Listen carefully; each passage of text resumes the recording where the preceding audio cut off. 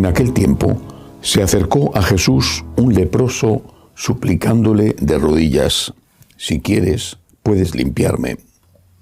Compadecido, extendió la mano y lo tocó diciendo: «Quiero, queda limpio». La lepra se le quitó inmediatamente y quedó limpio. Él lo despidió, encargándole severamente: «No se lo digas a nadie, pero para que conste, ve a presentarte al sacerdote y ofrece por tu purificación lo que mandó Moisés, para que les sirva de testimonio». Pero cuando se fue, empezó a pregonar bien alto y a divulgar el hecho, de modo que Jesús ya no podía entrar abiertamente en ningún pueblo. Se quedaba fuera en lugares solitarios y aún así acudían a él de todas partes. Palabra del Señor. Gloria a ti, Señor Jesús. Ayer la meditación era, entre otras cosas, sobre el milagro que Jesús había hecho curando a la suegra de San Pedro. Aquella mujer que estaba enferma, no sabemos la gravedad, con fiebre, dice el Evangelio, se levantó y se puso a servirles. Ante una gracia hay que dar gracias con obras, ponerse a servir a quien te ha ayudado. Ponte a servir a Dios, agradece. Hoy vemos una situación extraña, porque no debería de ser lo normal. La suegra de Pedro agradeció sirviendo. En cambio, hoy vemos a un leproso curado. Este hombre debía de tener fe. Le dijo: «Si quieres, puedes limpiarme», y tenía humildad, no lo exigió, lo pidió con humildad: «Si quieres, si tú quieres, si es tu voluntad». Bueno, estaba el hombre, es de suponer, es lógico, muy contento. Después de curarse, por fin podía volver a la vida normal. Tenía que presentarse a los sacerdotes porque si no, no tendría el certificado de curación. Así era entonces. Pero el Señor le dijo: «Por favor», y además dice el Evangelio que se lo dijo severamente, le insistió, solo a los sacerdotes, supongo que también a su familia, naturalmente. Y él le desobedeció. Transformó una gracia en una ofensa. No solamente no dio gracias, sino que hizo daño a Jesús.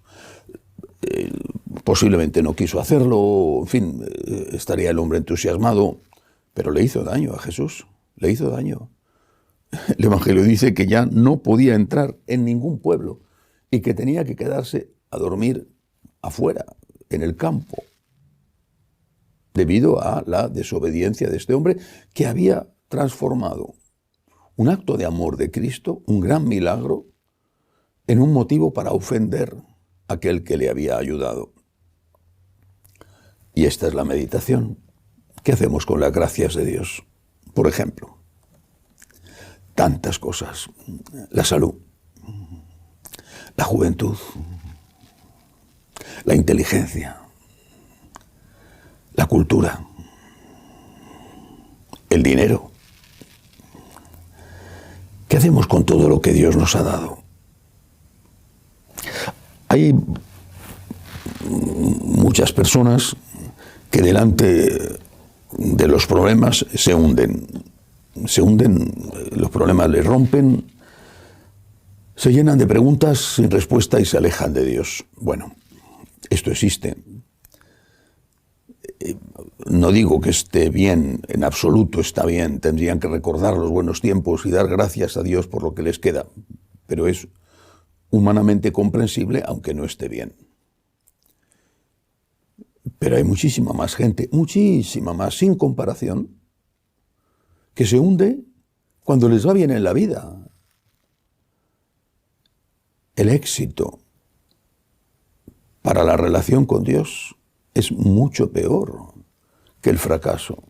Basta ver cómo está la cuestión de la práctica religiosa, de la fe, en los países pobres o en los países ricos.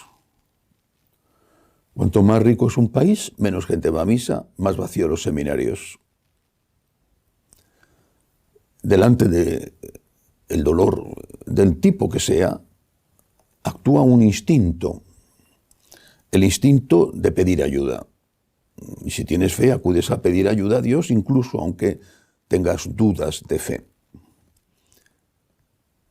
Pero el pecado original nos ha herido, entre otras cosas, quitándonos otro instinto, el agradecimiento. El agradecimiento no es instintivo, por lo menos para la inmensa mayoría. Quizá 1 de cada 10 tiene un instinto de agradecimiento, la inmensa mayoría no. Todos tenemos instinto de pedir, pero no tenemos el instinto de dar, y sobre todo de dar gracias. Al contrario. Y eso desde niños es muy significativo, como se expresan los niños cuando llegan del colegio con las notas, por ejemplo, siempre dicen he aprobado o me han suspendido. Nunca se da gracias. Es muy raro encontrar una persona que dé gracias. Es muy raro, muy raro. Lo normal es pedir, olvidar e incluso transformar el don recibido en un motivo para hacer daño al que te lo ha dado. Tienes salud, pero si mañana puedes perderla. Tienes dinero, tanto que crees que no lo vas a perder y que no vas a morir. Por eso la lección de este leproso ingrato, repito, estaba seguramente lleno de entusiasmo y en fin, quiero pensar que no deseaba ofender a Jesús. Pero la lección es esta. ¿Qué estás haciendo con los regalos de Dios, con los dones de Dios?